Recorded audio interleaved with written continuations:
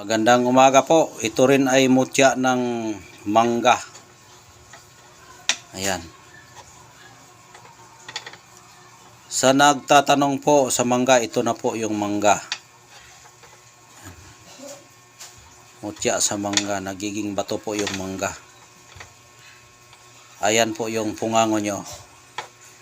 Dito po ang pungango niya kung saan siya nakakabit sa puno. Ayan. Pungango at ito ang katawan niya. Yan, ito yung puwet. Yan ang kabuuang mutya niya. Nagiging bato po yung mangga. Yan. Ang gamit sa mangga ay pampaswerte din yan sa negosyo. May halong gayuma yan, panghalina. May halong gayuma at panghalina ang mutya sa mangga. Yan. Ito po ang kanyang pungango kung saan nakakabit yung bunga. Yan, yan, yan sa dulo. Ayan o. Yan.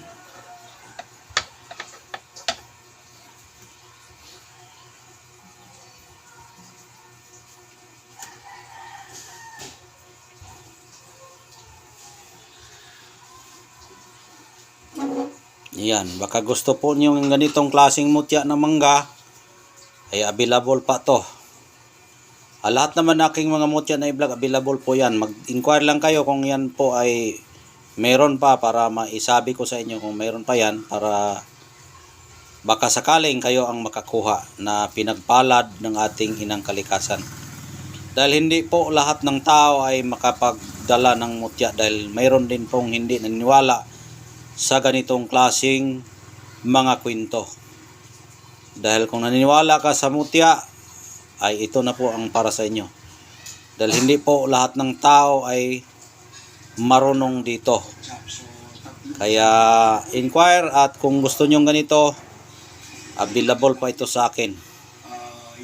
Ayan. Ayan po yung itsura niya. Talagang legit talaga yung gamit natin. Nakuha ko po ito sa puno ng mangga. Ito po ay nakakabit sa kanyang puno. Yan, nakakabit pa yan. Buhay pa ito. Buhay. Kung magtagal ito sa'yo, dahil ito ay nagiging kristal, lalaki pa ito sa'yo. Kung marunong ka lang magdala. Ang paggamit ito, punas-punasan mo ng langis, hugasan mo ng tubig, ng ulan sa tuwing Friday. Tapos magdasal ka sa ating Panginoong Hesukristo, o kung hindi ka man Muslim, magdasal ka lang sa Diyos talaga, direct to God. Dahil nga maraming nag-away-away sa relihiyon o sa Panginoon. Dahil nga po may Muslim na hindi naniwala ni Jesus Christ. At mayroon ding relihiyon na hindi naniniwala na Diyos si Jesus Christ. At isa lang po ang aking masasabi sa inyo. Kung hindi kayo naniniwala ni Jesucristo, naniniwala ka sa Diyos, okay lang, dahil kanya-kanya tayong paniniwala. Basta importante may Diyos tayo na tagapaglikha sa mga ganitong klaseng mga mutya. Kaya hindi ko kayo mapasunod kung ano man ang iyong relihiyon. Ang importante, nakakilala kayo sa ating Panginoon. O yan, maraming relihiyon ka na. May mga Panginoon sa Buddhism, may mga Panginoon sa Muslim, may mga Panginoon rin sa Kristiyanos. Kaya Muslim ka man, Kristiyanos o Buddhism ka, ito na po ang mutya na gawa niya na galing sa kalikasan. Kung sakali man ikaw ay naniwala nito, ito ang kwento para sa iyo na aking binibidyo at pinapakita sa inyo, ang mutya sa bato ng mangga. Ayan. Bato na mangga. Crystallize pa po ito. Crystal na crystal ito kapag flashlightan mo. Ibig sabihin, buhay. Malakas yung aura niya. May crystal siya. At yung espiritu ng crystal, alam nyo na po na pampalinis po yan. Dahil ang crystal po ay tubig po yan. Na sa habang panahon ay nagtigas. Pero ito ay direct sa puno nakikita. Kung baga ito ay biglaan. May power talaga siya dahil biglaan siya nakuha sa puno. Yan. Hindi siya nagdaan sa tubig, nagdaan siya sa ugat ng puno ng mangga at naglabas siya sa bunga na porma talagang bunga ng mangga. Yan, porma talaga sa bunga ng mangga. Yan, dahil nga yung mangga kasi ay nagbibigay siya ng kanyang ugali o tradisyon na mangga na ganito ang puno, at sinisip yan yung ugat na nagdadala ng minerals at doon pumuntas bunga at nagiging bato po ang kanyang bunga ng mangga. Ayan po ang kasaysayan sa espiritual na ating pag-survey sa mutya. Kaya ang batong ito ay napakalakas po yung kapangyarihan niya. Dahil nga po ay lumabas po sa puno na bunga ng mangga ang kanyang bertod. Dumaan siya sa puno. Ayan.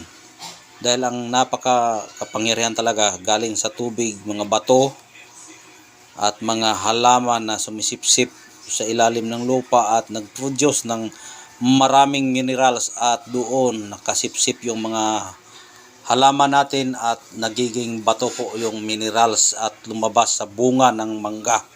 Kahit hindi mangga, sa bunga ng kahit ano, kahit sa langka, meron din akong langka na nagiging bato. Ganun rin ang kasaysayan, galing sa ilalim ng lupa yung minerals at pumasok sa buto ng langka, at dito rin pumasok sa puno ng mangga, at yung tradisyonal ng bunga ng mangga lumalabas din ganito ang anyo, dahil nga po tradisyonal ng mangga yung kaugalian na yung kanyang pagkabunga na ganito ang itsura. Kaya napakaswerte natin na tayo'y binigyan ng ganitong klaseng mutya, dahil nga maraming tao na hindi niniwala dito, dahil nga pag makakita sila ng bato kung saan itatapon na nila at hindi nila bigyan ng kabuluhan. Dahil para sa akin ito ay milagrong bato na galing pa sa puno mismo. Nagiging bato yung bunga ng mangga. Kaya napakaswerte po yan para sa akin. Dahil bihira ka lang makita ng mangga na nagiging bato po yung bunga. Bihira lang po yan. Kaya rare po ito. Ang tawag po nito ay perlas ng mangga. Kung nakakita na kayo ng perlas ng taklobo ay ganun rin. Ang taklobo nag-produce yung bato sa ilalim ng laman. Kaya may bato po yung taklobo. Ayan ang tawag, perlas. Yung sa ano din, sa mga puno ng kahoy, halaman na katulad ng mangga, chiko, kahit ano pang klaseng mga puno o prutas, nag-produce din yan ng mutya o bato. Kaya lahat po yan ay totoo po yung aking nakikita. Dahil ako po mismo ang nakakakuha sa puno ito, nakukuha na bunga ng mangga na nakadikit pa ito sa sa punuan ng bunga. Ganyan, nakadikit siya doon. Nakahalo siya sa mga prutas ng mangga. Kung nakakita ka na yun ng bunga ng mangga na dyan mismo sa puno nagbunga, ito na po yan. Siguro naman hindi na kayo maignorante sa puno ng mangga na ang mangga minsan dyan mismo sa puno namumunga. Hindi na dumadaan sa sanga, direct siya sa sibol ng puno ng kahoy at lumabas po yung bunga. Kaya ito po ang nakuha natin doon. Kasama yung hindi nagiging bato. Ito, kasama niya ang hindi nagiging bato. Ito yung nagiging bato, perlas na kung tawagin. Kaya ang naniwala sa perlas at mga bato o mutya ay maswerte. Maswerte talaga. Dahil nga bihira ka lang makita ng ganitong klaseng bigayan ng kalikasan. Hindi natin makita kung paano na-process yung bato doon sa ilalim ng ugat hanggang lumabas sa bunga. Kahit nga sa taklobo, hindi natin nakikita ang processing, bakit nag-produce ng bato yung taklobo doon sa ilalim ng katawan ng taklobo. Mayroong perlas. Ganon rin yan sa mga halaman. Ganon din yan.